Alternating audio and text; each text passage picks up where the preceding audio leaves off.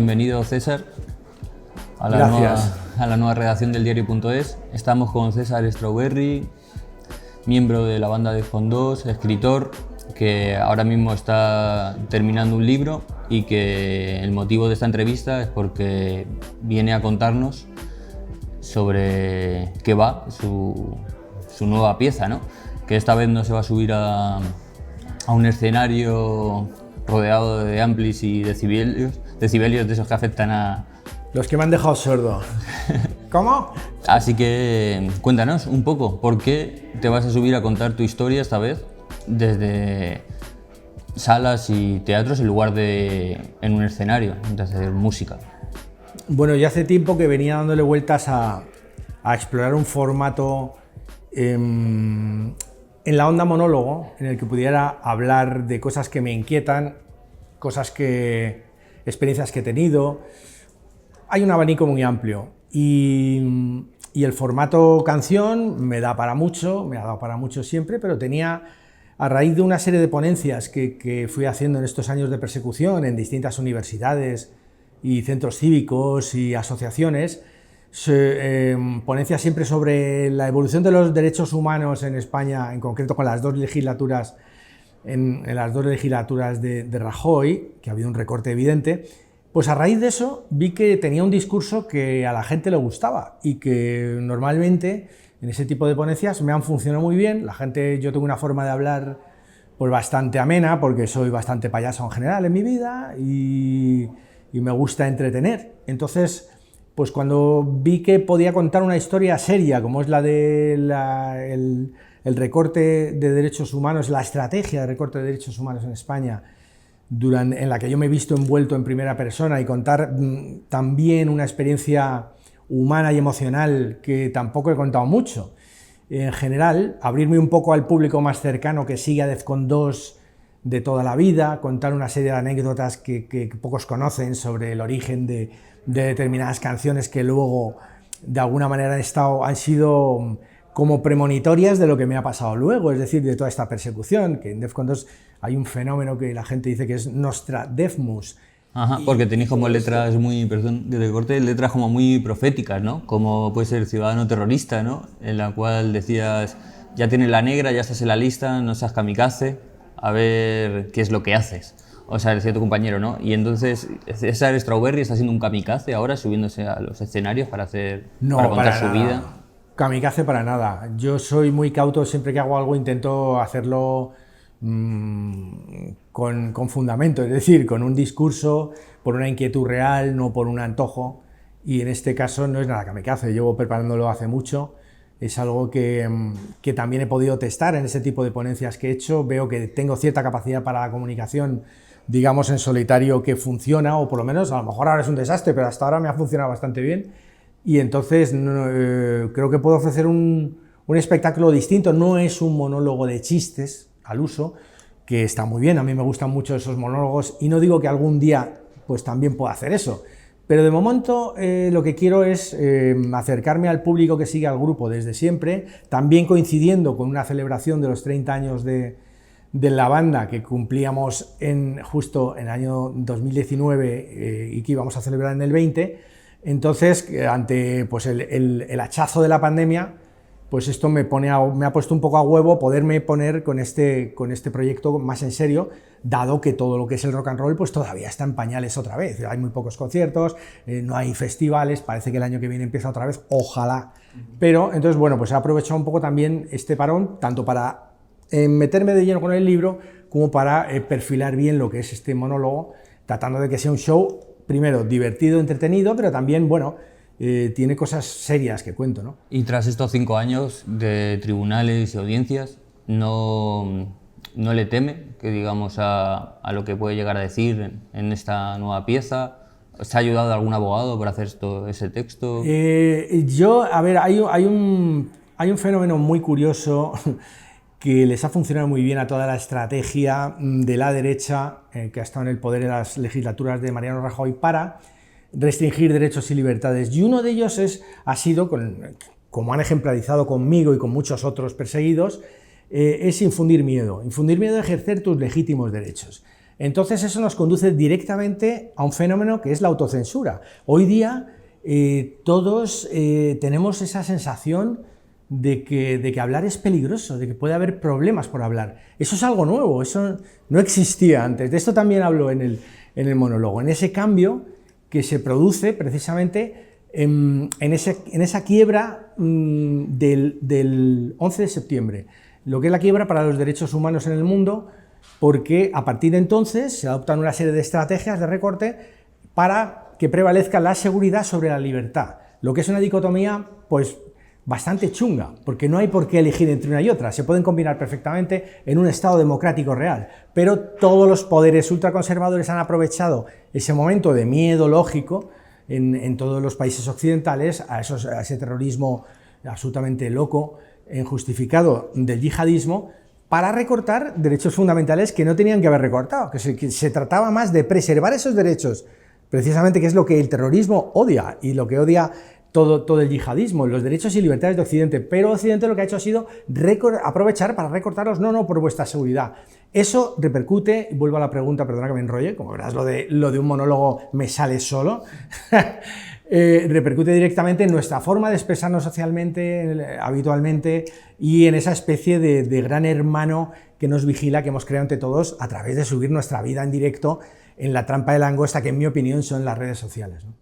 Y en 2016, en esta misma redacción, usted comentó que se ha callado bastante. Oye, lo de usted, soy viejo, lo reconozco, soy viejuno, viejales, pero tío, lo de usted me... Ya, tengo la pregunta esa de usted, porque las contestamos así, siempre en escrito, pero la verdad es que la cara es diferente, ¿no? Así que, César, en esta redacción dijiste que te habías callado bastante en estos últimos años, como que te habías andado un poco con cuidado. O sea, ¿te has sentido autocensurado? ¿Te has pillado una vez así coartado? Efectivamente, la autocensura es algo es decir, pese a que yo haya sido absuelto y se me han restituido los derechos vulnerados, lo que queda no solo en mí, que he sufrido en primera persona esta persecución, esta caza de brujas absolutamente ilegal, sino en la sociedad el pozo que queda es un pozo de mejor no complicarse. ¿Por qué? Pues porque la defensa legal es muy onerosa, cuesta mucha pasta y yo tuve la suerte de hacer un crowdfunding que me respaldó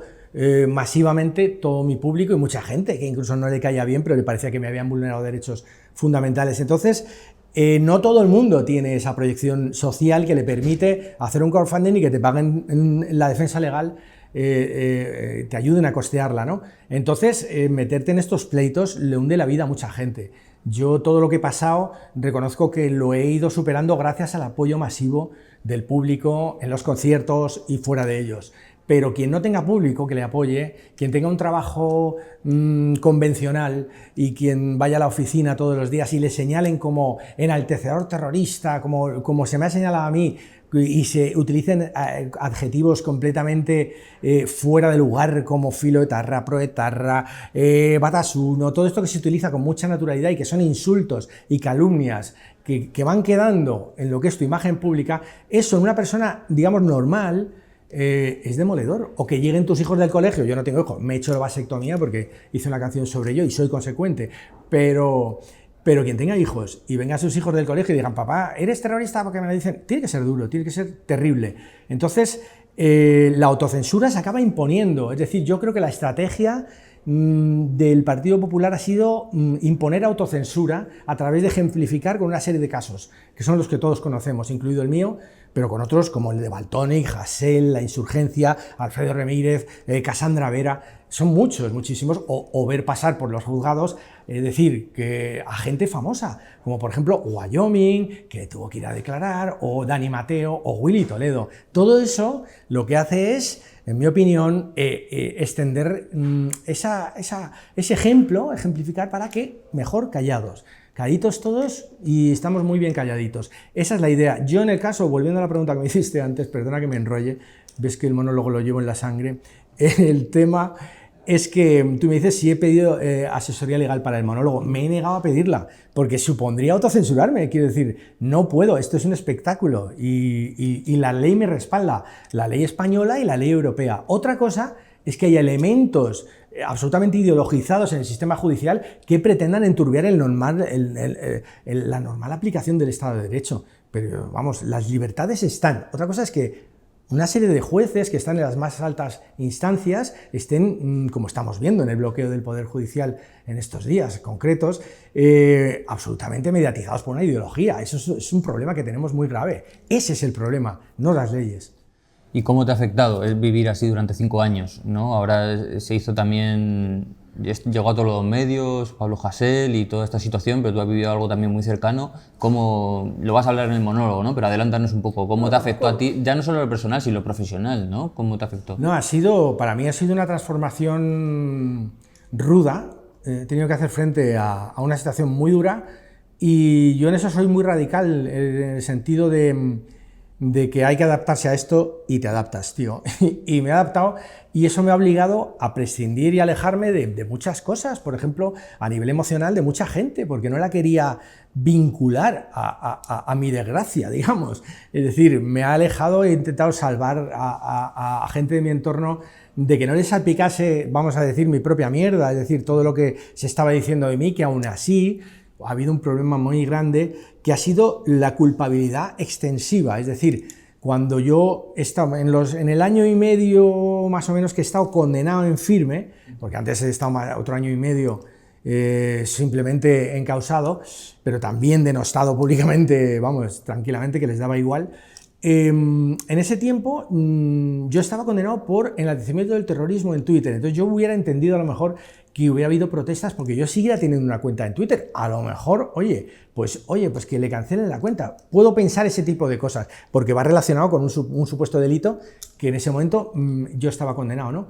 Pero no es así. Nadie dijo nada de Twitter. Lo que hicieron es ir a por mi grupo. Que dices, y si yo fuera fontanero, tampoco me permitiríais, yo qué sé, arreglar las cañerías de una casa. O si fuera abogado, tampoco podría ejercer. ¿Y cómo afectó eso a Defcon 2? Pues afectó muchísimo, porque ya ir a un concierto se convertía en... Bueno, afectó en dos vertientes. Por una vertiente de miedo y de tensión, porque digamos que antes de un concierto se empezaba a agitar la prensa local, digamos, más facha, empieza a agitar la bandera de la horda a la quema con Defcon 2. Se genera un debate en el lugar al que vayas, en la provincia al que vayas, en la población a la que vayas, un debate local, y entonces no paran de llamarte, tienes que hacer entrevistas, tienes que hacer frente, más que ir de bolo, vas como, yo qué sé, a dar discursos. Los días previos ya estás metido en una disciplina que requiere mucha concentración, porque estando condenado tienes que tener ahí sí mucho cuidado con lo que dices también,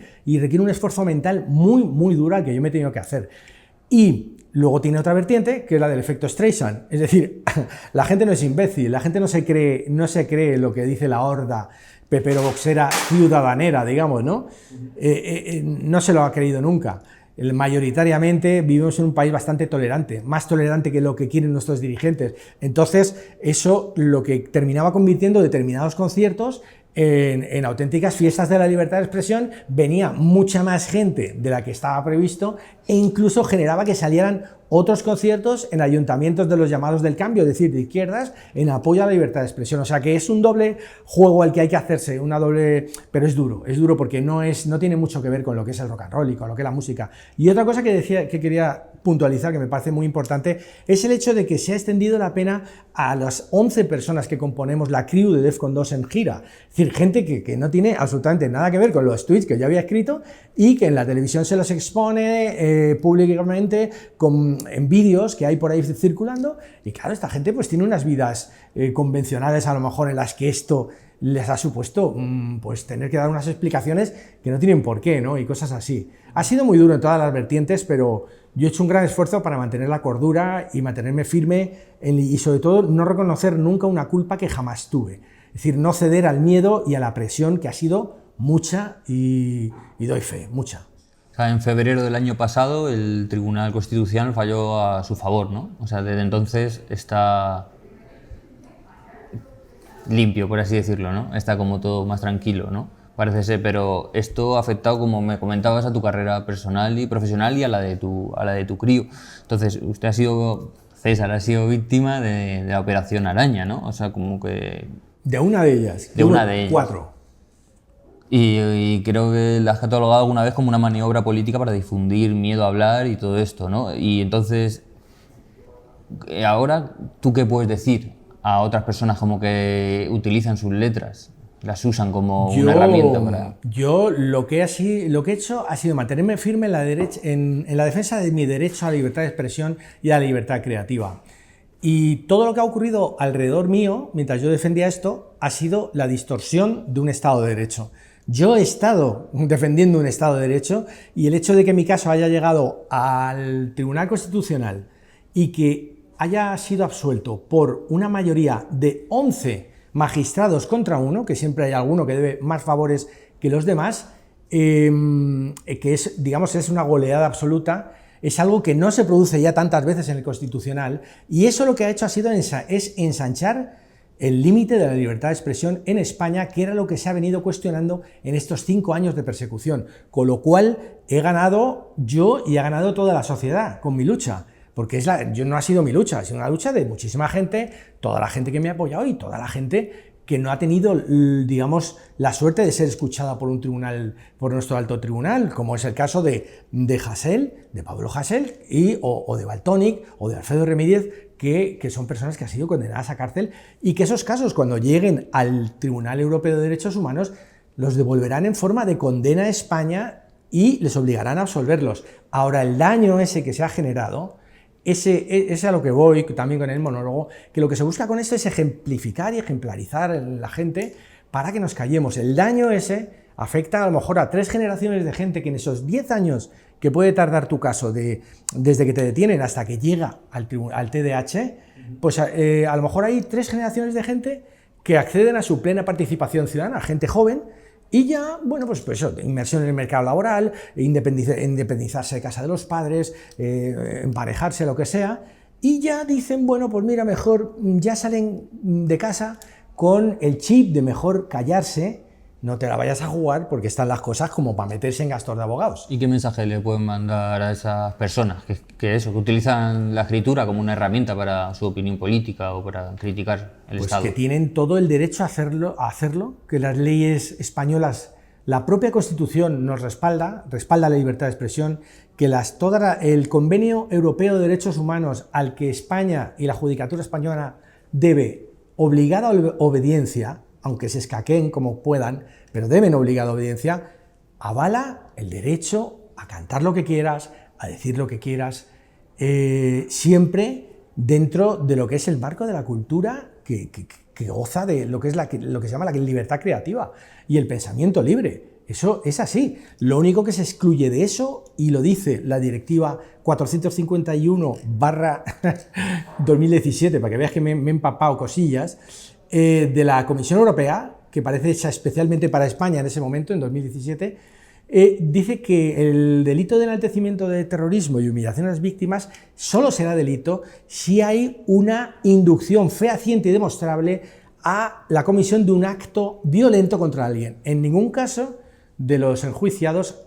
existe este componente, con lo cual no os quepa duda que Hasél, Valtònyc y todos los demás van a ser absueltos. La insurgencia terminarán siendo absueltos, pero lo que quedará será la identificación de lo moral con lo penal, que es lo peligroso que tiene esto. El hecho de que el mal gusto se convierta en algo que puede ser llevarte a la cárcel. Es algo muy loco que distorsiona, vuelvo a insistir, los derechos humanos y el derecho europeo, pero en España se está intentando, en todas las sentencias, en todos los pasos que han ido dando mis sentencias, que han sido en su mayoría absolutorias, siempre ha habido algún comentario moral, del tipo de ¡qué mal gusto! Esto es inadmisible. A ver, incluso en la absolución del Constitucional dejan caer, antes de decir que absuelven a César Augusto Montaña Alemán, dicen, bueno, pero es que esto es inadmisible. Vamos a ver, esa contradicción, ¿cómo va a ser inadmisible si le estás absolviendo? Pues es el juicio moral,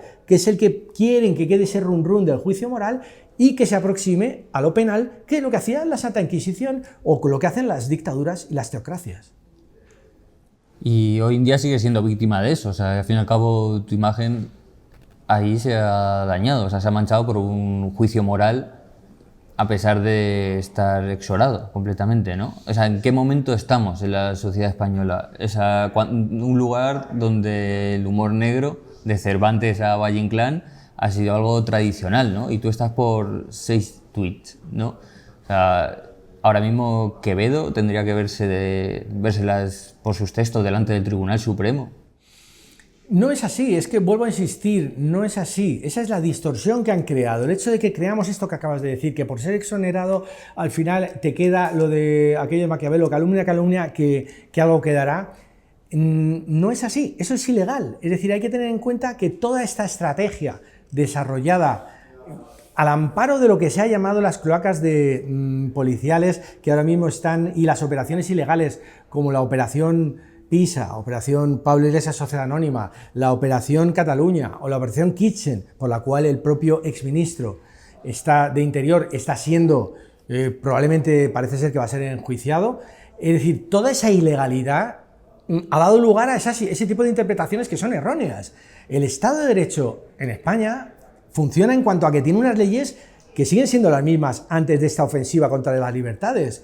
El artículo 20 de la Constitución garantiza de una manera muy clara lo que es la libertad de expresión y el cómo hay que contextualizar las palabras dentro del contexto que corresponde, no en otro. Todo eso, quien no haya querido verlo, es quien ha cometido el delito. Es decir, todos los jueces que no han querido ver y no han querido interpretar mis tuits de acuerdo a la ley y a la Constitución, ellos son los que han cometido un error, quiero pensar que no es intencionado por su sesgo político, pero han cometido unos errores, y cuando llegan las correcciones de doctrina del Tribunal Europeo de Derechos Humanos, es curioso porque las condenas van al Reino de España, no van a estos magistrados en concreto que de alguna manera están, queriéndolo o no, con intención o no, están prevaricando porque están dictando sentencias injustas con una intencionalidad tangencial política, que consiste en ejemplarizar para que cambiemos nuestros hábitos. Entonces, nuestros hábitos tienen que ir de acuerdo a las leyes, de acuerdo a la Constitución y de acuerdo a las leyes que hay, que están muy claras. No hay que crear más leyes restrictivas, ni mucho menos. Hay que utilizar bien las que hay. Tanto el artículo 578, Ley de Enaltecimiento del Terrorismo, como el delito de odio, creo que es el 510, hay que utilizarlos bien. Pero es que en España, por ejemplo, al delito de odio, durante el mandato del ministro Zoido, se le quiso dar la vuelta y en vez de que protegiera a las minorías vulnerables, que protegiese a quien esa ley no ha pretendido proteger nunca, que es, por ejemplo, a gente que tiene tanques, a gente que tiene armas, a la policía, a la gente que no tiene nada que temer en la sociedad, a la monarquía incluso. Es decir, se ha enjuiciado a gente, aunque luego en su mayoría todos van siendo absueltos, pero son penas de banquillo para amedrentar a la gente, por ejemplo, por delitos de odio contra la monarquía. Eso no ha lugar, según la ley española y la ley europea. El delito de odio no ampara esos supuestos, o delito de odio contra la policía. No, eso es ilegal. Ese concepto es ilegal. El delito de odio es se produce cuando se acosa a las minorías vulnerables, y ni la policía ni la monarquía son minorías vulnerables. Su majestad es el capitán general del ejército. ¿Cómo va a cometer un ciudadano de a pie delito de odio contra el capitán general del ejército? ¿Qué tiene de vulnerable si todos los aviones son suyos? Y ha criticado las políticas del PP en cuanto a esto. ¿Qué cree que tiene que hacer la izquierda ahora mismo con esta escena que está surgiendo? Buena pregunta, porque me parece, donde veo el mayor triunfo de esta estrategia, que creo que estaba perfectamente calculada entre 2011 y, bueno, cuando ya en 2018 Rajoy tuvo que abandonar el poder, yo creo que esa ejemplificación de lo que puede pasar si hablas de más, que es una distorsión del Estado de Derecho, clarísimamente, va generando un resquemor en sectores de la izquierda, lógicamente, porque se ha utilizado como ariete para la persecución ideológica todas estas leyes, tanto el delito de odio como el artículo, iba a decir, es que a veces hablo como un abogado y me fastidia, porque no soy abogado ni tengo ni idea, ni quiero hacerme pasar por ello, ¿no? Ley de enaltecimiento del terrorismo.